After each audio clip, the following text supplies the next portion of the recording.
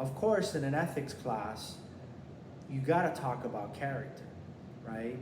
And as a philosophy professor, I always start with the root meaning of a word. And with character, it's no different. The root meaning of the word goes back to the Greeks, and they understood character with the word karaktere, which means to make sharp, right? To make sharp. And so, one of the discussions that we've had this week in my classes is, what does that mean, to make sharp? How does making sharp apply to the human person? How does making sharp apply to the everyday grind of human life? How do I become sharper? Was the question that came up. And so one example that one student gave was the basketball player Kobe Bryant. And it was a great example because I was able to draw a parallel between Kobe Bryant and being a good person. Now, before I talk more about Kobe Bryant, I want to make clear that my approach to ethics draws on a thinker from ancient Greece named Aristotle. Aristotle is, in my humble opinion, one of the most brilliant minds in Western civilization. And he believed that to study ethics, a person has to reflect on what it means to be good, right? You would think that's kind of like, well, obviously, well, it's not that obvious because, you know, in academia, you know, at the university, the college level, and even at the high school level, many times classes revolve around theory and how to apply a specific theory to a problem. And Aristotle was not that kind of a person. In spite of all his brilliance and his easy navigation of theory, he believed that to really make a difference in a person's ethical compass, in a person's moral core, in a person's morals, right? You have to avoid theory. You have to avoid thinking about character in a way that it's just something abstract, almost like a definition, right? And so as a college professor, I always try to bring the abstract down to earth, to the concrete, right? And so Aristotle believed that if you're going to study ethics, you can't study theory. You got to study what it means to be good. And being good involves an analysis of the human person. And it involves an analysis of the human person at a very foundational level, at the level of being. Just being a husband, being a friend, being a coworker, being a citizen, being a person, right? Being a driver, being human, and everything that all of that entails, right? And so my approach to ethics draws on Aristotle because I want my students and hopefully my viewers to think about character in a way where they're thinking of, for themselves at a practical level, what it means to be good. What it means to be good at home, what it means to be good at work, what it means to be good at the gym, what it means to be good to ourselves, what it means to be good to people that we don't like, that we, you know, have to tolerate, but we really don't like.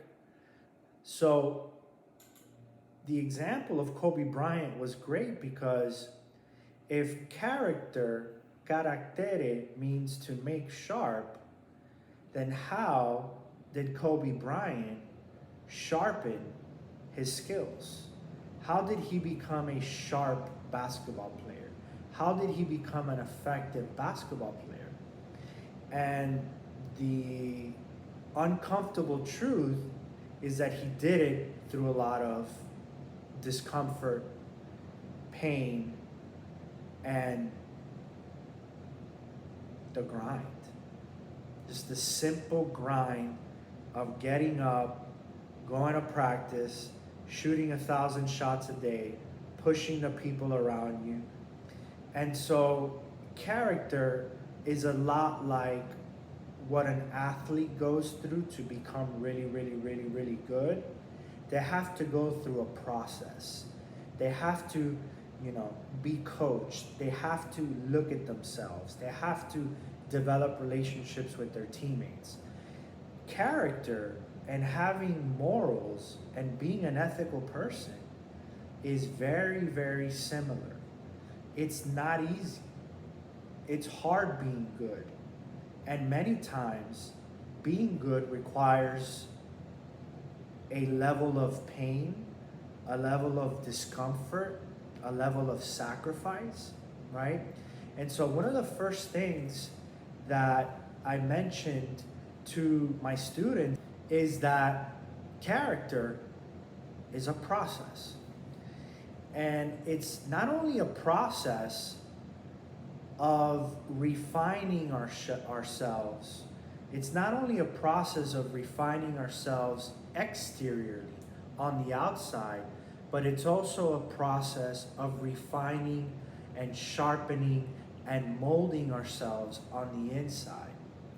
And so one of the big examples after Kobe Bryant that came up in class is the incident that happened in the Oscars of 2022 where Will Smith went on stage and slapped Chris Rock for making a joke about his wife's hair, aka medical condition. There's, many sides to whether he knew and, is it something that you should joke about? But he's a comedian. That's what he does. It wasn't written. The producers wrote it. Whatever. That's not what this video is about. But the example of Will Smith, right, making that decision to go up on stage and slap Chris Rock in front of millions of people is one external action that is visible. And so many times we think that character is just something that happens on the outside. And it's not. Properly understood, being ethical, having character, becoming sharp has a lot to do with what happens interiorly.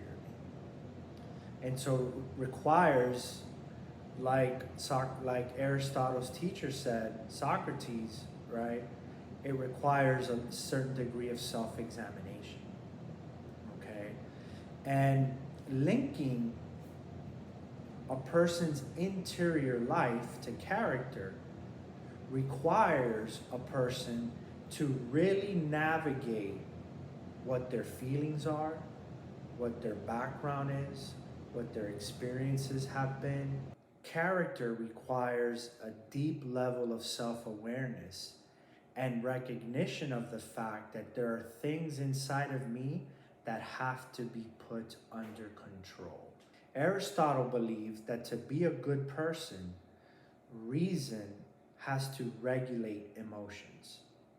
Aristotle believed that to be a good person, you have to train yourself on the inside to feel the right emotions at the right times towards the right people for the right reasons. And that starts on the inside. The inside is what gives birth to the outside, but yet we only see the outside, and character's more than what we see on the outside. We just see Chris Rock getting slapped, but we don't see, it's almost the image that I gave in my classes was, like an iceberg, right? When you see an iceberg, you just see the tip right above the water, right? But really, the strength of that tip is its base, right? Everything that's underwater, what we don't see, And so character is what we do with what is not seen. And the analogy that I gave, is hopefully meaningful to you, and I think it was meaningful to them. Character is what we do with the mud, is what we do in the mud, right? With our, when we have emotions like fear or resentment, or we're tired, or we're angry, or we're vindictive, right? When we have to deal with emotions, right, that aren't very comfortable, that becomes the base of our character. Because how we navigate ourselves on the inside is what then gives birth to what happens on the outside. Character is the sum of our interior actions and our exterior actions, okay? Character is what is seen, and character is what is not seen.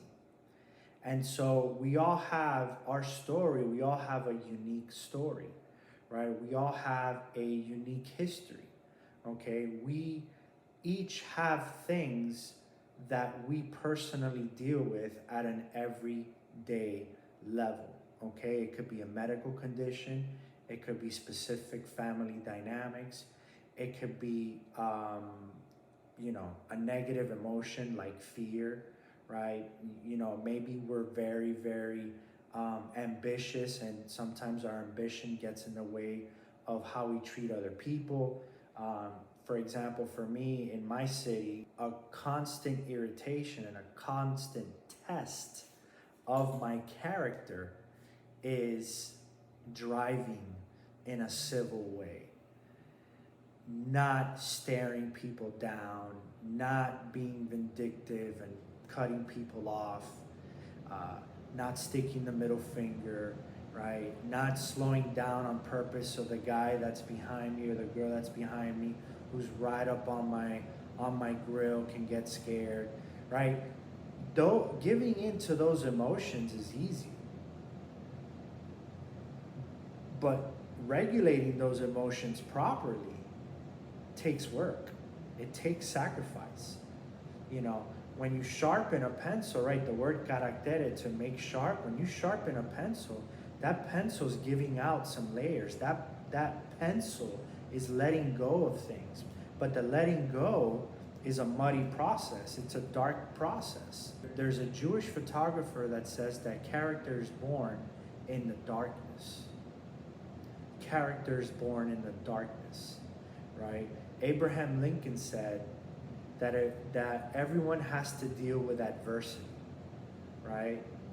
But when a person has power, that becomes the test of their character. And there was another quote that I found on the internet that I liked a lot, that character is born when pressure is applied, right? That pressure is that mud. It's important as a person, I think, who cares about being a good person, an ethical person, that seeks to feel the right emotions at the right times, for the right reasons, and towards the right people. That's hard. That word right, requires some reflection. It requires some patience. It requires some self-possession, to the point where, in the way Aristotle saw it, we're not letting our emotions run wild. There's a really interesting mini story that comes from the Cherokee Indians, where there was an elder of the Cherokee tribe. He was talking to a younger student, to a younger person in the tribe, and the younger person had asked the elder about, why people do what they do, why people act the way they act. And I love the way the Cherokees approach this issue of character, this issue of being good, right? The elder said, every person has two wolves inside them. There's a dark wolf and there's a light wolf. There's a bad wolf and there's a good wolf. And he said to the child, to the young person, the one that you feed is the one that takes over. And so if I feed fear, if I feed anger, if I feed insecurity, if I feed self-doubt, if I feed self-justification, if I feed things that I consider to be bad or dark, that's what's going to be that base of the glacier, that base of the iceberg. And so I'm going to leave you with one final thought, and it comes from Martin Luther King Jr. He said that the greatest menace to society is a brilliant person with no values and with no morals. That's the biggest danger to society. So MLK understood that intelligence and being rational is a beautiful thing. But if it's not coupled with an ethical character, if it's not attached to being good, to valuing being good, to valuing having character, to valuing being a good person, then you're the biggest menace in society, according to Martin Luther King Jr., right? It's a jaw-dropping statement, but one that hopefully makes us reflect on the importance of being good, the importance of developing a character, the importance of being open to what's going on inside of us.